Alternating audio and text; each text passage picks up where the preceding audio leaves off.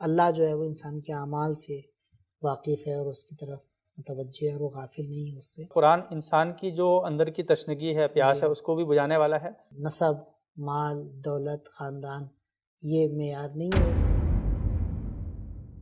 اعوذ باللہ من الشیطان الرجیم، بسم اللہ الرحمن الرحیم۔ ناظرین السلام علیکم۔ قرآنی سوروں کا خلاصہ اس سلسلے میں سبیل قرآن کی نئی پیشکش آپ کی خدمت میں حاضر ہے، اور یہ سلسلہ جاری ہے، اور آج اس سلسلے میں یہ ذمہ داری اور اس کا شرف ہم لوگوں کو حاصل ہوا ہے۔ مولانا سجاد صاحب قبلہ اسٹوڈیو میں موجود ہیں ہمارے ساتھ، مولانا سجاد صفی صاحب، حقیر سید محمد جناب دی آپ کی خدمت میں حاضر ہے۔ آج ہم لوگ گفتگو کریں گے سورہ لقمان کے سلسلے میں۔ قرآن کریم کا ایک بہت اہم سورہ ہے اور بہت ہی معارف، بہت بہترین تعلیمات اس میں خصوصاً خانوادے سے متعلق، تربیت سے متعلق اس میں بیان کی گئی ہیں۔ میں مولانا سجاد صفی صاحب کی خدمت میں سلام عرض کرتا ہوں اور گزارش کرتا ہوں کہ سورہ لقمان کی اگر آپ تعارف اس کا پیش کر دیں، پھر ہم لوگ جو مطالب ہیں اس سلسلے میں آگے بڑھیں گے۔ بسم اللہ الرحمن الرحیم۔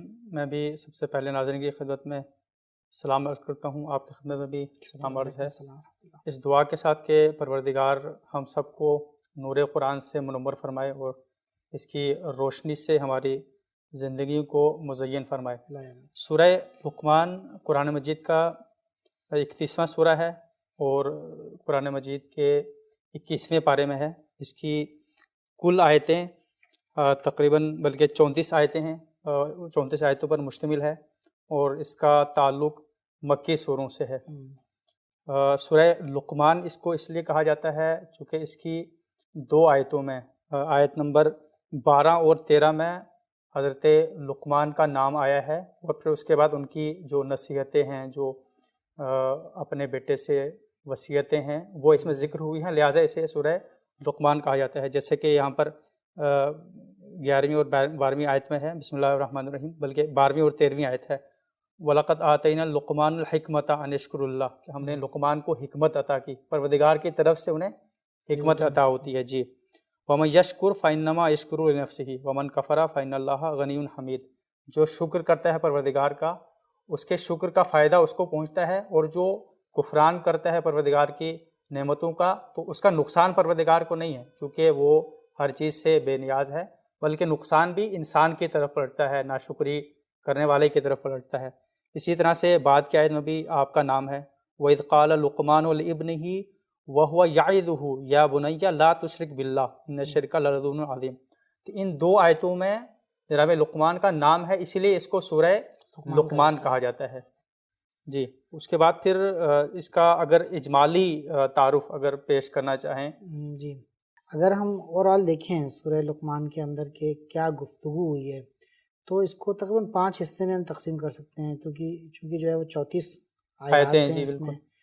تو اگر ہم پہلی آیت سے 11ویں آیت تک جائیں تو وہاں ہم کو ملے گا کہ کس طریقے سے اس سورہ میں پروردگار عالم کی اطاعت کے جو طریقے ہیں بتائے گئے ہیں، کس طریقے سے جو ہے وہ اطاعت کی جائے، کس طریقے سے انسان کامیاب ہو سکتا ہے، نجات کس طریقے سے پا سکتا ہے۔ پھر دوسرا پارٹ جو اس کا ہے، یعنی سورہ لقمان کی 12ویں آیت سے لے کے 19ویں آیت تک، جہاں جناب لقمان اپنے بیٹے کو نصیحتیں کر رہے ہیں۔ درحقیقت یہ نصیحتیں جو ہیں وہ یعنی ہم اس کو تربیت کے زمرے میں رکھ سکتے ہیں کہ کس طریقے سے جناب اولاد کی تربیت کے گویا اصول بتا رہے ہیں تربیت کر رہے ہیں، اور ساتھ ساتھ جو ہے وہ ہمیں یہ درس قرآن کی توسط سے مل رہا ہے کہ اپنے بچوں کی تربیت کس طریقے سے کریں، کن چیزوں میں تربیت کریں۔ یعنی درحقیقت تربیت کا تعلق کن امور سے ہے، یعنی وہ چیزیں کہ جن کو آج کے زمانے میں مختلف اساتید تربیت، یعنی چاہے ہم جو ہے وہ روحانی اور مذہبی اس کو دیکھیں، یعنی اس دنیا کو دیکھیں، یا پھر جو میٹرلسٹک ورڈ ہے وہ تربیت کو اس طریقے سے دیکھتا ہے، ان دونوں کو اگر ہم سامنے رکھیں، اس کے بعد قرآن کی طرف اگر ہم آ کے دیکھیں تو قرآن ایک عجیب اور نیا طریقہ جو ہے وہ تربیت کا بتاتا ہے۔ تیسرا پارٹ اگر دیکھیں تو اس میں ہے کہ کس طریقے سے انسان اللہ کے سامنے تسلیم ہو سکتا ہے، اہمیت کیا ہے اللہ کے آگے سبمیشن کی، اللہ کے آگے تسلیم ہو جانے کی۔ بہت امپورٹنٹ یہ موضوع ہے کہ تسلیم خدا، اسلام جو ہمارا دین ہے، ہمارا مذہب جو ہے، اور اسلام اسی تسلیم ہونے سے ہے۔ روٹ ورڈ میں سے ایک چیز ہے تسلیم ہونا، یعنی سبمیشن ہونا اللہ کے آگے۔ تو 20 سے لے کے تقریباً 24 آیت تک اس سلسلے میں گفتگو ہو رہی ہے۔ ساتھ ہی جو ہے وہ اس سورے کی ایک خاصیت یہ ہے کہ اس سورے میں اصول دین کو بڑی خوبصورتی کے ساتھ بیان کیا گیا ہے. جناب لقمان نے بھی اپنے بیٹے کو جب نصیحت کی ہے تو اس میں بھی اصول دین کا تذکرہ ہے, توحید کا اور شرک سے دوری کا تذکرہ ہے. وہ بھی انشاءاللہ ہم لوگ جب بحث آگے بڑھے گی, گفتگو آگے بڑھے گی تو اس میں تذکرہ کریں گے. اس میں آیت نمبر 25 سے, یعنی اس کا چوتھا سیگمنٹ جو ہے, آیت نمبر 25 سے آیت نمبر 32 تک جب ہم جائیں گے تو وہاں ہم کو ملے گا کہ اللہ دلائل دے رہا ہے توحید کے اوپر. یعنی دلیل کیا ہے توحید کی, کس طریقے سے توحید کو ثابت کیا جائے, یگانگی خدا کو, کہ وہ وحدہ لا شریک ہے, وہ اکیلا ہے, اس کا کوئی شریک نہیں ہو سکتا ہے. تو اس میں اس کے بعد یعنی اگر ایک غیر مسلمان کے سامنے یا ایتھیسٹ کے سامنے یا ایسے شخص کے سامنے جو خدا کو مانتا ہی نہیں ہے اور یا اس کا ایمان کمزور ہے, یا اس کا ایمان کمزور ہے, تو بہت بہترین دلائل جو ہے اس میں دیے گئے ہیں. اور میں تھوڑا سا اس والی بحث کو تھوڑا سا جو ہے وہ زیادہ بیان کروں گا, زیادہ وقت لوں گا اس سلسلے میں, کیونکہ دلائل توحید بیان کیے گئے ہیں. اللہ کے وحدت کے اوپر, اللہ کی وحدانیت کے اوپر جو ہے وہ گفتگو ہوئی ہے آیت نمبر 25 سے آیت نمبر 32 کے درمیان.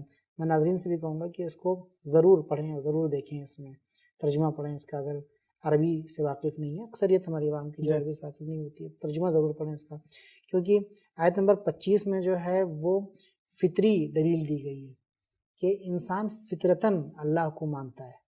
فطرتاً جو, میں وقت نہیں ہے ورنہ میں ساری آیات آپ کی خدمت میں عرض کرتا یہاں پہ اور ناظرین کی خدمت میں کہوں گا کہ اس کا ضرور مطالعہ کریں, اس کو دیکھیں, اسٹڈی کریں اس میں. پھر یہ بتایا گیا ہے کہ دیکھو مالک ایک ہی ہے, خالق حقیقی جو ہے وہ ایک ہے. آیت نمبر 26-27 میں آپ کو ملے گا. پھر اللہ کی قدرت اور اس کے علم کی طرف اشارہ کیا گیا ہے کہ اس نے کس طریقے سے مخلوقات کو پیدا کیا ہے, کس طریقے سے اس دنیا کو پیدا کیا ہے. اس کے بعد پھر اس بات کی طرف اشارہ ہے کہ اتنی بڑی دنیا بنانے کے بعد, اتنی مخلوقات پیدا کرنے کے بعد, مختلف قسم کی مخلوقات اللہ کی ہیں, مختلف موجودات ہیں, مختلف موسم ہے, مختلف ہوائیں ہیں, کہکشان ہیں, تارے ہیں, چاند ہے, سورج ہے. اس پورے سسٹم کو چلانے کے لیے کوئی ہے جو چلا رہا ہے. تو یہ بڑی اچھی دلیل دی ہے اس میں کہ تدبر اور مدبر دنیا جو ہے, کنٹرول جو دنیا کا ہے وہ کس کے ہاتھ میں ہے. پھر ہو سکتا یعنی ممکن ہے کوئی کہ مثلا کہ اتنی بڑی دنیا بنانے کے بعد وہ کسی کو کوئی یعنی نہ ہو کوئی چلانے والا, کوئی اس کو کنٹرول کرنے والا. بہت اچھی دلیل اس میں یہ دی گئی ہے. پھر جو ہے بعد میں یہ کہ جب انسان مصیبت میں گرفتار ہوتا ہے تو فطری طور پر وہ متوجہ ہوتا ہے ایک ایسی طاقت کے اوپر کی طرف, ایک ایسی قدرت کی طرف, ایک ایسے مالک کی طرف کہ جو حلال مشکلات ہے اور جو انسانوں کی مصیبتوں سے, پریشانیوں سے, بلاؤں سے اور گرفتاریوں سے نجات دیتی ہے. پانچواں جو اس کا سیگمنٹ ہے وہ آیت نمبر 33 اور 34 ہے, جہاں پر پھر انسان کی جو اصل ہے جس کی وجہ سے انسان کو فضیلت ملتی ہے وہ تقویٰ, اللہ کی بندگی کہ قرآن کا جو ایک اصول ہے کہ جہاں پہ اسلام کی ایک خاصیت ہے کہ جہاں پر اسلام یہ کہتا ہے کہ نسب, مال, دولت, خاندان یہ معیار نہیں ہے اللہ کی نگاہ میں اور اسلام کی نگاہ میں بزرگی کا اور فضیلت کا, بلکہ تقویٰ معیار ہے. تو یہاں پر تقوی اور بندگی کی طرف جو ہے وہ دعوت دی جا رہی ہے. پھر یہ بتایا جا رہا ہے کہ انسان کی مادی زندگی میں موجودہ, نہ صرف روحانی زندگی اور اخروی زندگی, انسان کی موجودہ زندگی جو مادی اس دنیا کی جو زندگی ہے اس میں تقوی کا کتنا بڑا کردار ہوتا ہے, اللہ کی بندگی کا کتنا بڑا کردار ہوتا ہے. اور اس کے بعد اللہ جو ہے وہ انسان کے اعمال سے واقف ہے اور اس کی طرف متوجہ ہے اور وہ غافل نہیں ہے اس سے. اس بات کی طرف انسان کو جی آپ نے جو گفتگو کی ہے میں یہیں سے بات کو آگے بڑھاؤں گا. آپ نے توحید کی جو دلائل پیش کیے ہیں, روایات کی روشنی میں اگر ہم دیکھا جائے تو تقریباً انہی باتوں کو پیش کیا گیا ہے. پیغمبر اکرم صلی اللہ علیہ وآلہ وسلم فرماتے ہیں کہ بچہ جب دنیا میں آتا ہے تو وہ اسلام کی فطرت پر پیدا ہوتا ہے. اس کو اسلام سکھانا نہیں پڑتا ہے, توحید سکھانا نہیں پڑتی ہے, بلکہ پروردگار نے اس کی خلقت کے اندر یہ چیز رکھی ہے کہ وہ پروردگار کو مانتا ہے, پروردگار کی تعظیم کرتا ہے, اور اسے پتہ ہوتا ہے کہ میرا جو وجود ہے, اپنے وجود میں جب وہ غور و فکر کرتا ہے تو اس نتیجے تک پہنچتا ہے کہ کوئی نہ کوئی ہے جس نے مجھے بنایا ہے. انسانی وجود کا خاص کر جو پیچیدہ سسٹم ہے, انسان اس میں اگر غور کرے تو وہ خدا تک پہنچے گا.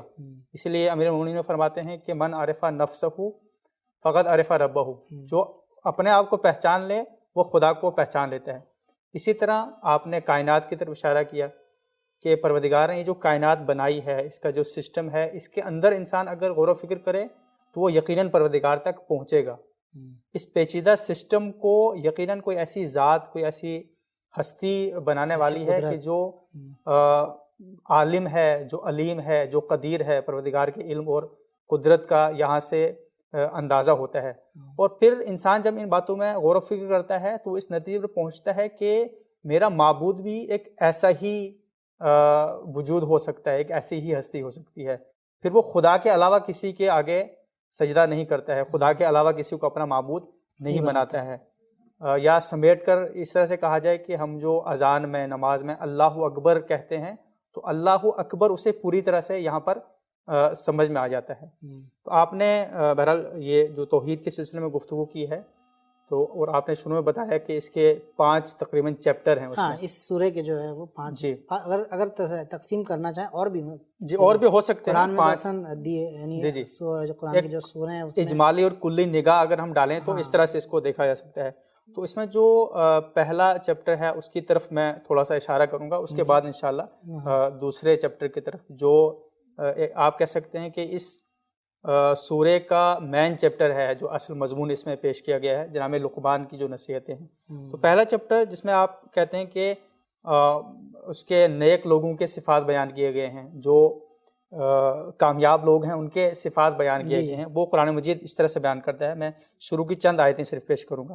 بسم اللہ الرحمن الرحیم، الف لام میم تلک آیات الکتاب الحکیم۔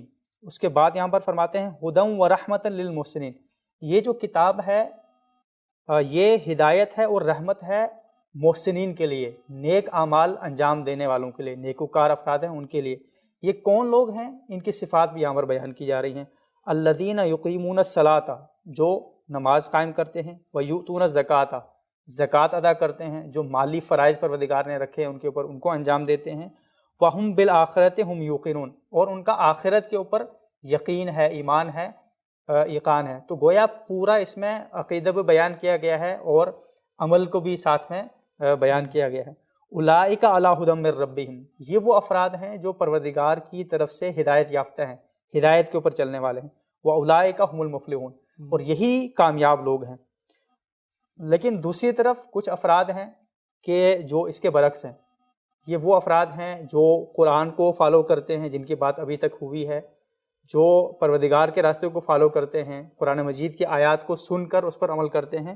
لیکن دوسری طرف کچھ لوگ ہیں جن کے بارے میں قرآن فرماتے ہیں وَمِنَ النَّاسِ مَن یشتری لہو الحدیث، کہ جو عجیب و غریب باتوں کو، ابس باتوں کو بیان کر کے ان سے گویا تجارت کرتے ہیں، ان سے اپنی دنیا کماتے ہیں۔ لِیُضِلَّ عَن سَبِیلِ اللَّہ، مقصد کیا ہوتا ہے؟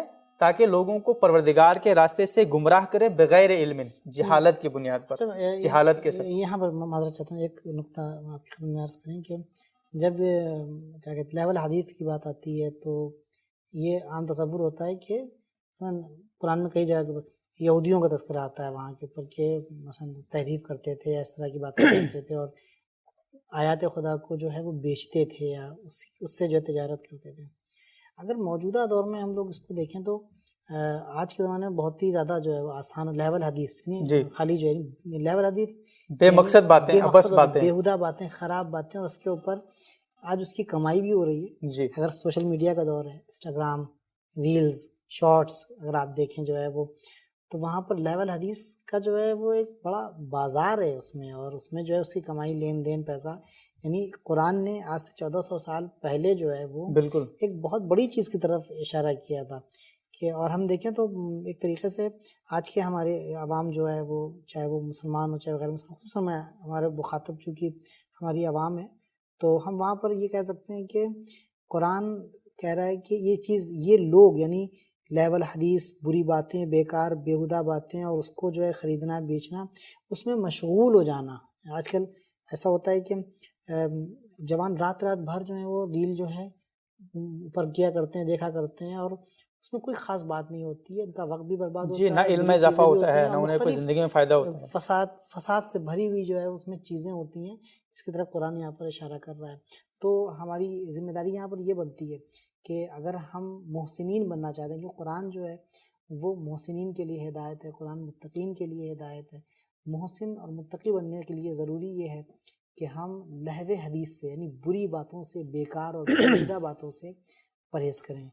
بسم اللہ۔ جی بالکل، یہاں پر لہو الحدیث کی جو بات کی ہے تو ان کا مقصد یہ ہوتا ہے کہ وہ پروردگار کے راستے سے جو ہے روکتے ہیں بغیر علم، یعنی ان کا جہالت ہی جہالت ہوتی ہے اس کے اندر۔ جیسے کہ آپ نے اشارہ بھی کیا کہ یہ جتنی بھی چیزیں آج کل دکھائی جا رہی ہیں، جبکہ ہمارے پاس ہدایت کی کتاب قرآن مجید موجود ہے، حکمت کی کتاب ہے۔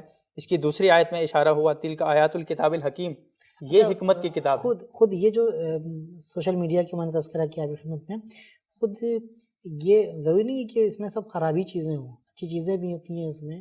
قرآن کی سلسلے میں گفتگو ہو رہی ہے جی بالکل، تو خود سبیل قرآن نے مختلف پروگرامز بنائے ہوئے ہیں اس سلسلے میں، ہم دیکھ سکتے ہیں اس کو۔ ماہ رمضان میں کتنا بہترین جو ہے وہ ایک کوئز جو رکھی تھی اس میں، اور کتنے لوگوں نے اس سے استفادہ کیا، کتنے لوگوں نے ان کے فیڈ بیکس ہم نے دیکھے تھے ہماری سبیل قرآن کی جو ٹیم جب انہوں نے دکھایا، تو واقعی کہ ہماری عوام کتنی تشنا ہے بالکل قرآن سے۔ تو اگر ہم خود قرآن کی طرف جائیں تو اس میں اگر مشغول ہو جائیں تو وہ ہمارے لیے کافی ہے۔ جی بالکل، قرآن انسان کی جو اندر کی تشنگی ہے، پیاس ہے، اس کو بھی بجھانے والا ہے اور زندگی کا مقصد بھی بتانے والا ہے۔ انشاءاللہ ہم اس کی طرف آئیں گے، کیا زندگی کا مقصد قرآن بتاتا ہے۔ اس کے بعد فرماتے ہیں وَيَتَّخِذَهَا هُزُوًا، اور یہ جو آیات الہی ہیں ان کا مذاق اڑاتے ہیں۔ تو آج ہم دیکھ سکتے ہیں کہ کس طرح سے دین کا، آیات الہی کا مذاق اڑایا جاتا ہے تاکہ لوگوں کو ہدایت سے روکا جا سکے۔ جی، اولئک لہم عذاب مہین، یہ وہ افراد ہیں کہ جن کے لیے ایک ذلیل کر دینے والا عذاب پروردگار کی طرف سے ہے۔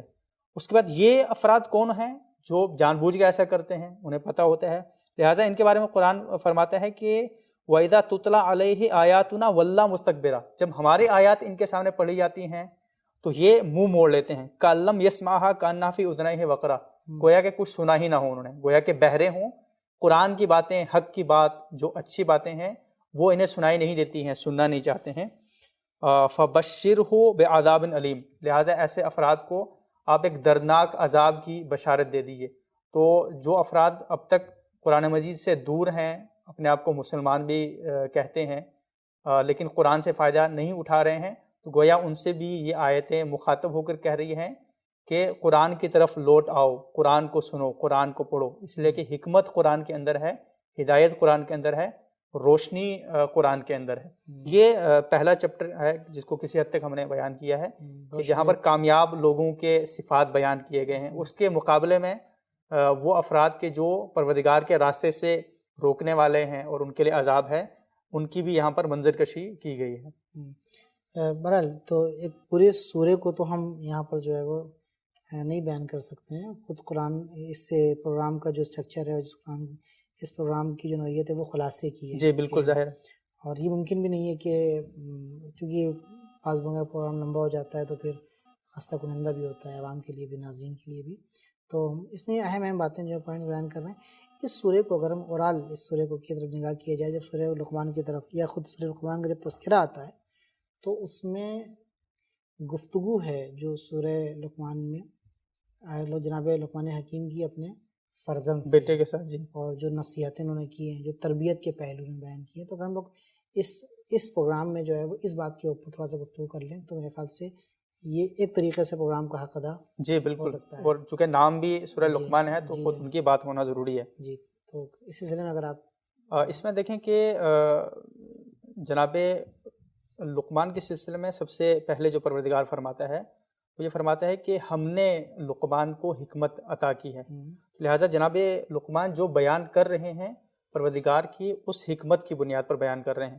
یعنی لقمان کی جہاں تک شخصیت ہے ان کے بارے میں بہرحال روایات جو کہتی ہیں وہ یہ کہ وہ پیغمبر نہیں تھے، ایک عام انسان تھے، غیر نبی تھے، لیکن صاحب حکمت، ایک نہایت ہی عقل مند، نہایت ہی سمجھدار انسان تھے جو پروردگار کی آیات میں غور و فکر کرتے تھے، پروردگار کی بندگی کرتے تھے، اس کے نتیجے میں انہیں حکمت عطا ہوئی ہے۔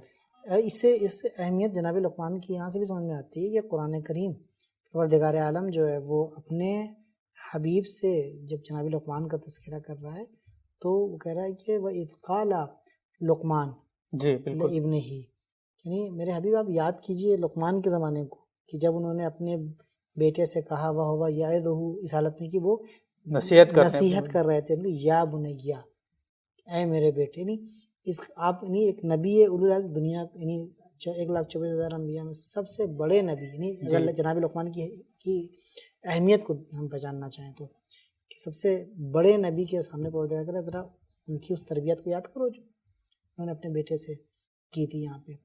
تو کچھ تربیت کے پہلو اگر آپ اجازت دیں تو میں جی بالکل آپ کو کہ یہاں پر اگر تربیت کرنی ہے اپنی اولاد کی اور بہترین تربیت کرنی ہے تو ہمیں جناب لقمان کی اس نصیحت کو، نصیحتوں کو، نصائح کو، تربیتی گفتگو کو جو سورہ لقمان میں بیان ہوئی ہے اسے دیکھنا پڑے گا. جناب لقمان جب شروع کرتے ہیں اپنے بیٹے سے گفتگو کو تو پہلے وہاں پر وہ عقیدے کی بات کرتے ہیں، اعتقاد کی بات کرتے ہیں. وہاں پر سب سے پہلی گفتگو جو ہو رہی ہے وہ کہہ رہے ہیں کہ میرے بیٹے شرک مت اختیار کرنا، اللہ ایک ہے، اللہ اکیلا واحد ہے، اس کی وحدانیت کی گفتگو ہو رہی ہے. وَإِذْ قَالَ لُقْمَانُ لِابْنِهِ وَهُوَ يَعِظُهُ يَا بُنَيَّ لَا تُشْرِكْ بِاللَّهِ إِنَّ الشِّرْكَ لَظُلْمٌ عَظِيمٌ، کہ شرک جو ہے وہ سب سے بڑا ظلم ہے. تو یہاں پر پہلی بحث، پہلی گفتگو جو ہو رہی ہے وہ عقیدے کی، توحید کی بات اعتقاد کی ہو رہی ہے. جی. اس کے بعد پھر جو دوسری گفتگو ہو رہی ہے وہ قیامت کی ہو رہی ہے. جی. یعنی ابتدا اور انتہا، آخرت یعنی ابتدا جو ہے توحید سے ہے آپ کی، اور آخرت پھر جو قیامت اور معاد کی گفتگو ہے وہاں بھی ہو رہا ہے یا بنیا.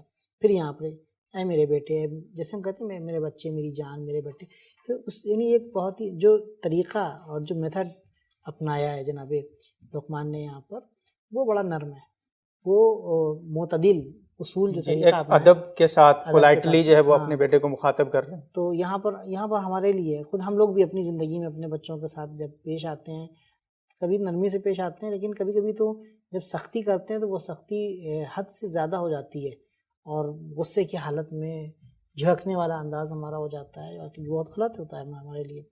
یہاں پر ایک اصول جو جناب لقمان نے تربیت کا اپنایا ہے وہ اعتدال کا اصول ہے. جی. اعتدال یعنی نہ بہت زیادہ نرمی کرنا اور نہ بہت زیادہ سخت ہو جانا، یعنی جس میں ایک ایسا طریقہ اپنائے جس میں بچہ اپنے باپ کی طرف جذب ہو، یا اپنے باپ سے جو ہے وہ دل لگائے، اپنے باپ سے نزدیک ہو جائے. یا بنیا، یہ خود عربی زبان کی لطافت ہے کہ جب کہتے ہیں یا بنیا تو اس میں ایک عجیب قسم کا جو ہے کہ کشش ہوتی ہے اور محبت کا اظہار ہوتا ہے. یا بنیا پہلے بچے سے پیار سے بات کیا، اس کشش کی طرف اشارہ ہے یہاں پر. اس کے بعد پھر کہا دیکھو شرک اختیار مت کرنا، کیونکہ شرک نہیں ایک ڈرایا ہے کہ شرک بہت بڑا گناہ ہے، یہ شرک عظیم ہے، یہ بہت ہی جو ہے وہ انسان کو برباد کر دینے والی چیز. توحید کی طرف، وحدانی کی طرف. پھر آخرت کے سلسلے میں گفتگو کی ہے کہ انہا ان تکو مثقال یا بنیا انہا ان تکو مثقال حبۃ من خردل فتکن فی صخرۃ او فی السماوات او فی الارض یاتی بها اللہ ان اللہ لطیف خبیر. میرے بیٹے تم جو بھی کام کرو گے، چھوٹا سا بھی کام اگر تم کرو گے غلط یا اچھا، تو وہ اللہ جو ہے تم کو دکھا دے گا روز قیامت. لہٰذا سنبھل کے رہنا ہے تم کو زندگی میں، ہر لمحے، ہر قدم، ہر سانس جو ہے وہ تم کو اس طریقے سے گزارنی ہے کہ یہ ذہن میں رہنا چاہیے کہ ساری چیزیں تمہاری ریکارڈ ہو رہی ہیں. ایک ایک چیز زندگی کی جو ہے وہ اللہ تم کو روز قیامت دکھائے گا. اگر آپ کے ذہن میں کوئی اور جی، یہاں پر جو ایک دو اہم نقطے جو تربیت کے حوالے سے ہیں، ہم قرآن مجید میں دوسری جگہوں پر بھی دیکھتے ہیں اسی طرح کی تعبیریں ہیں جس سے قرآن کا ادب معلوم ہوتا ہے تربیت اولاد کے سلسلے میں. خاص کر بچوں کو پکارنے کا جو ادب ہے، جو تہذیب ہے، وہ کیا ہونا چاہیے. سورہ یوسف میں ہم دیکھتے ہیں جناب یعقوب جب پکارتے ہیں اپنے بیٹے کو، وہاں پر فرماتے ہیں یا بنیا لا تقصص رؤیاک، یعنی وہاں پر بھی یا بنیا کی تعبیر استعمال ہوتی ہے. اسی طرح سے ہم اہل بیت کے ابھی ہم دیکھیں گے وہاں پر بھی جو تعبیر ہے حدیث کے ساتھ سبھی لوگ پڑھتے ہیں. جناب فاطمہ الزہرا جب اپنے بچوں کو پکارتے ہیں تو کیا فرماتی ہیں؟ یا قرۃ عینی، اے میری خنکی چشم، میری آنکھوں کی ٹھنڈک. یا فرماتی ہیں وثمرۃ فؤادی، اے میوہ دل. تو آپ دیکھیں کہ اہل بیت کیا طریقہ بتا رہے ہیں بچوں کو پکارنے کا، اور اس کا خود ایک تربیتی اثر ہے. بچے آپ کی طرف جذب ہوں گے، بچے آپ سے محبت کریں گے، اس کے بعد جب آپ اپنی بات کہیں گے اس بات کا اثر ہوگا. لیکن بس اوقات دیکھتے ہیں کہ بہت سے ماں باپ ہوتے ہیں جو بچوں کو ڈانٹتے ہیں، جھڑکتے ہیں، یا کبھی کبھی ایسا ہوتا ہے کہ عجیب و غریب नामों से अजीब व गरीब वो टाइटल से जो पुकारते हैं, उसका न सिर्फ ये वो कि चीज़ें गाली की हद तक पहुंच जाती जी हैं बिल्कुल ऐसा कि भी जो होता है, फहश और फहशियत बहरहाल की हद माशरे तक। में ऐसा देखा गया है।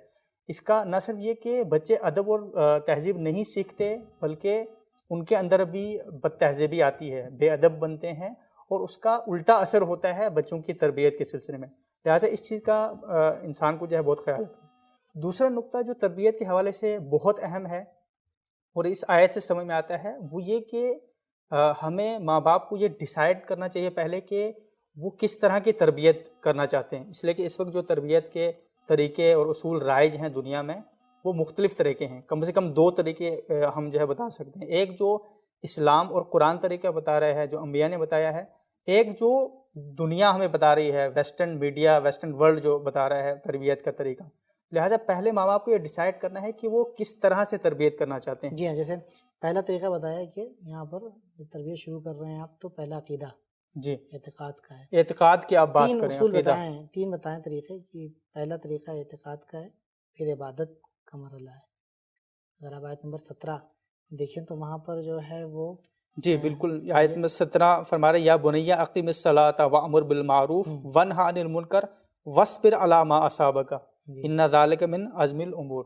तो गोया कि अक़ीदे को पुख्ता करने के बाद, ईमान को पुख्ता करने के बाद फिर अमल की मंजिल आती है, अल्लाह से राब्ते का जी, खुदा से राब्ते का मरहला आता है। फिर अब समाज से राब्ते का मरहला। जी, यहाँ पर इंसान को अब बच्चों को आप जो है वो जो तालीमात हैं, ये दीनी तालीमात, वो तालीमात दें बच्चों को, नमाज की या जो दूसरे फ़राइज़ हैं उनकी अच्छा, तरफ लेके इबादत आएँ। का भी अगर तज़किरा किया जाए तो सबसे पहली जिस इबादत का यहाँ पे तज़किरा किया जा रहा है वो नमाज बिल्कुल, यहाँ से नमाज की अहमियत भी साबित होती है, और रिवायात में भी है कि सबसे पहले जिस चीज़ के बारे में सवाल किया जाएगा क़यामत के दिन, वो नमाज है। या इन क़ुबिलत क़ुबिला मा सिवाहा, इन रुद्दत रुद्दत मा सिवाहा, ये मेयार है, मीज़ान है अमाल की कबूलियत का। जी, जो सबमिशन की बात हो रही थी, तस्लीम की जो बात हो रही थी, उसके सिलसिले में अगर आपकी खिदमत में एक नुक्ता मेरे ज़हन में आया, मैं अर्ज़ करता हूँ खिदमत में कि वो ऐसा है कि जब ईमान यानी सबमिशन, यकीन यानी अल्लाह के ऊपर अगर ईमान है हमारा, तो हम यानी दिल से हम अल्लाह के आगे तस्लीम हैं। नमाज की ये खुसूसियत है कि नमाज में ये दोनों यानी दिल से भी और आमाल से भी, यानी आज़ा व जवारे के साथ भी जो है तस्लीम और सबमिशन का जो ये हसीन इम्तजाज देखने को मिल रहा है कि वो इंसान जब दिल से अल्लाह के आगे तस्लीम हो गया है, तो अब नमाज में पूरे वजूद के साथ वो अल्लाह के सामने जो है झुक जाता है, झुक जाता है और तस्लीम हो जाता है। तो यहाँ पर ये इसलिए ज़ाहिरन ऐसा लग रहा है कि पहली काम या बनैया अक़ीमिस सलात में पहले तो नमाज कायम करना, नमाज की अहमियत है कि जहाँ पर पूरा वजूद कोई नहीं है सिवाय खुदा के, हमारा पूरा वजूद जो है वो तस्लीम है खुदा के आगे और हम अल्लाह के आगे तस्लीम है। फिर उसके बाद जो दूसरा आयत का पार्ट, सी आयत 17 का जो पार्ट है वो वअमुर बिल मारूफ वन्हा अनिल मुनकर। जी, यहाँ पर जो गोया इस बात की तरफ इशारा है कि इंसान सिर्फ अपनी ज़ात तक महदूद नहीं है, सिर्फ अपने आप की इस्लाह नहीं करना, अपनी तरबियत नहीं करना, बल्कि मुआशरे में जो दूसरे अफराद हैं उनकी ज़िम्मेदारी भी इंसान के ऊपर है। इनफरादी हैसियत सिर्फ नहीं है इंसान की, बल्कि एक जो मुआशरती ज़िम्मेदारियाँ हैं वो भी उसके ऊपर लागू होती हैं।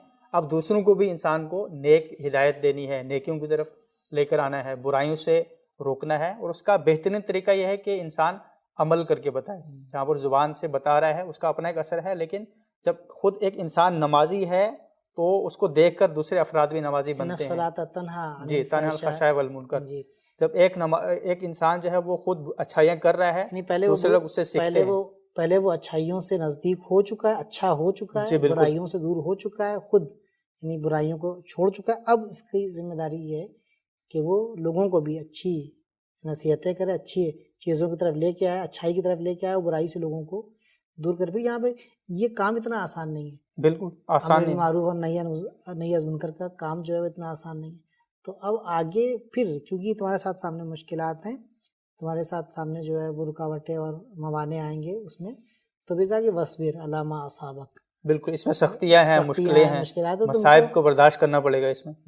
तो इसमें जो है वो तुमको क्या कहते हैं, सब्र करना पड़ेगा तुमको, यहाँ पर हौसले के साथ जो है वो दीन की राह में और इस अच्छा समाज बनाने की राह में तुमको मुश्किलात जो आएंगी उसके ऊपर साबित कदम रहना है, साबित कदम रहना है। दालिका मिन अज़्मिल उमूर, جی بالکل کہتے ہیں کہ یہ کام جو ہے بہت بڑی ہمت والا کام ہے. بالکل. دیکھیے قرآن نے کتنی واضح سی باتیں کی ہیں. آپ صلی اللہ علیہ وسلم واقعی یعنی انسان اگر اس میں غور کرے گا تو ذالک من عزم الامور، یہ بہت بڑی ہمت والا کام ہے بھائی، اس کو جو ہے وہ تمہیں کرنا پڑے گا. جی تو بالکل. یہ ہم لوگ نے جو ہے یہاں تک جو ہے وہ اعمال کی گفتگو کر لی، یعنی اعتقاد اور عمل. جی تیسرا مسئلہ جو ہے اس میں جو اخلاقی امور کا. اخلاقی امور کا ہے. تو جی اخلاقی امور کے سلسلے میں یہاں پر جو ذکر کیا ہے، جو 2-3 آیتیں ہیں، پہلے 18ویں آیت اس میں کہتی ہے ولا تصغر تصعر خدک للناس ولا تمش فی الارض مرحا. ایک تو تکبر تمہارے اندر نہیں ہونا چاہیے، تم جو ہے وہ لوگوں سے منہ نہ پھیرو. اسی طرح سے زمین کے اوپر جو ہے اکڑ کرنا چاہیے. منہ نہ پھیرو سے مراد یہاں پہ کیا ہو سکتا ہے؟ جیسے انسان کے اندر جو ہے وہ تکبر نہیں ہونا چاہیے. یعنی اگر انسان کے پاس جو ہے وہ کوئی آ رہا ہے، فرض کیجئے کہ ذمہ داریاں ہیں اس کے اوپر، اپنی مسائل کو لے کر آ رہا ہے انسان، جو ہے وہ اپنی مشکلات اس کے سامنے لے کر آ رہا ہے، تو وہ وہاں پر اکڑنا نہ لگے، بلکہ تواضع دکھائے. وہاں پر جو ہے انکساری کا مظاہرہ کرے. وہاں پر میں اس کی وہ دیکھ رہا تھا تفسیر اس کی تفسیر اور نہیں اس کے جو ہے وہ میننگ دیکھ رہا تھا. جی تو سعیر جو ہے اس کا روٹ ورڈ جو ہے وہ سعر ہے، اور عربی زبان میں، عربی گرامر میں باب تفعیل سے آیا ہے. اس کا یہ کیا کہتے ہیں جو نہیں کا صیغہ ہے لا تصعر، یعنی آگے اس میں یہ تھا کہ اکڑ کے ساتھ اپنے چہرے کو یعنی سارے یعنی گردن اکڑا کے ایسے منہ موڑ لینا والا جو کیفیت ہوتی ہے انسان کی، کہ ادھر آدمی بات کر رہا ہے تو ہم ایسے اکڑے ہوئے ہیں، وہ سامنے والا بات، یہ والی کیفیت نہیں ہونی چاہیے تمہارے اندر. لا تصعر یعنی تم غرور اور تکبر، اپنے پیسے کا غرور، علم کا غرور، کبھی بھی ہوتا ہے انسان کے پاس علم ایک عام انسان، غریب انسان لے کے اب کوئی بات کرنا چاہ رہا ہے آپ سے، اپنی مشکل بیان کرنا چاہ رہا ہے، لیکن آپ وہاں پر اکڑ کا مظاہرہ کرتے ہیں. جی اکڑے بھی کیوں ہیں کہ ہمارے پاس کچھ ہے، میں کچھ ہم سم تھنگ، یعنی اس طریقے سے چیزیں ہوتی ہیں. تو لا تصعر خدک، تم جو ہے وہ اپنی کیا کہتے ہیں اپنے چہرے کو اپنے اکڑ کے مت رہنا کہ ہم آپ مجھ سے بات کر رہے ہیں اور ہم ادھر کر رہے ہیں، آپ کی بات بھی نہیں سن رہے ہیں صحیح سے، اور سامنے والے کو اس طریقے سے ہم نیچے دکھانے کی کوشش کر رہے ہیں. ولا تمش فی الارض مرحا. اور پھر جب زمین پر چلنا تو وہاں پر اکڑ کر نہیں چلنا. تو یہ چونکہ ان افراد کی گویا صفت بیان کی گئی ہے کہ جن کے اندر غرور ہوتا ہے، تکبر ہوتا ہے، ایک علامت، ایک نشانی یہاں پر جی بیان کی گئی ہے. جبکہ مومنین کی یہ صفت نہیں ہے. مومنین کے اندر تواضع ہوتا ہے، انکساری ہوتی ہے.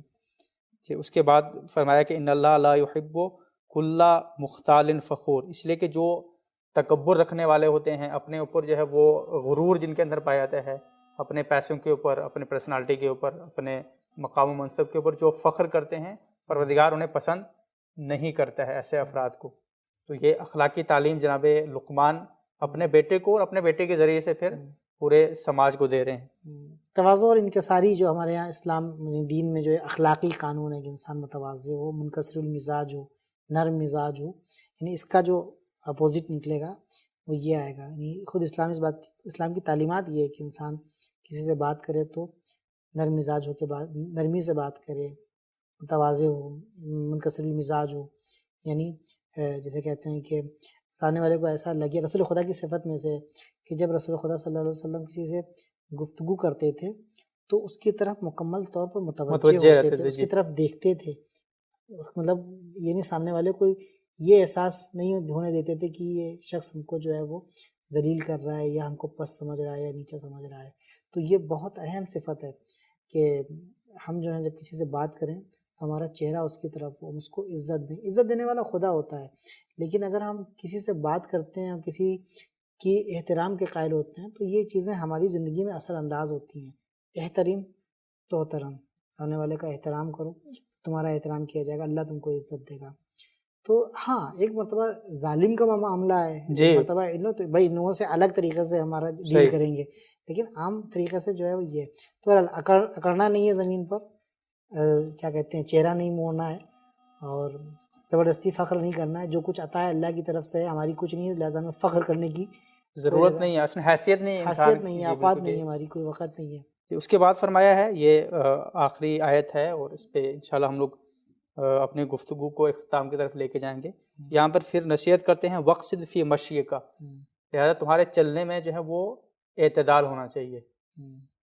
وغضض من صوتک، اور تمہاری آواز بھی نیچی ہونا چاہیے، جب بات کرو تو اس میں بھی اکڑ نہیں ہونا چاہیے، اونچی آواز میں بات نہ ہاں یہ کرو. ہوتا بھی ہے، نیچرل سی بات ہے. مطلب آپ دیکھیں اگر کہیں پر ہم لوگ بیٹھے ہوئے ہیں تیز تیز گفتگو کرتے ہیں تو جو اگل بغل لوگ ہوتے ہیں وہ اریٹیٹ ہوتے ہیں، ڈسٹرب ہوتے ہیں. ڈسٹرب بھی ہوتے ہیں، وہ کہ عجیب آدمی میں اتنی زوروں سے بات کر رہے ہیں، آپ آرام آرام سے بات کریں. طریقہ قرآن نے یہ دیکھیے، اسلام نے بات کرنے کا طریقہ، چلنے کا طریقہ، گفتگو کا طریقہ، سامنے والے سے پیش آنے کا طریقہ کتنی خوبصورتی کے ساتھ جو ہے وہ بیان کیا. اور یہ مجھے ایسا لگتا ہے کہ واحد ایسا دین ہے اور واحد ایسی کتاب ہے قرآن پوری دنیا میں کہ جو اس طریقے سے اس منظم اس سسٹم کو جو ہے وہ لوگوں کے لیے اور دنیا والوں کے لیے فراہم کر رہی ہے، کیسے زندگی گزاری جائے اس دنیا میں. تو چلنے میں جو ہے وہ اس طریقے سے چلو کہ جی، بولنے میں نرمی اختیار کرو. بولنے میں نرمی اختیار کرو.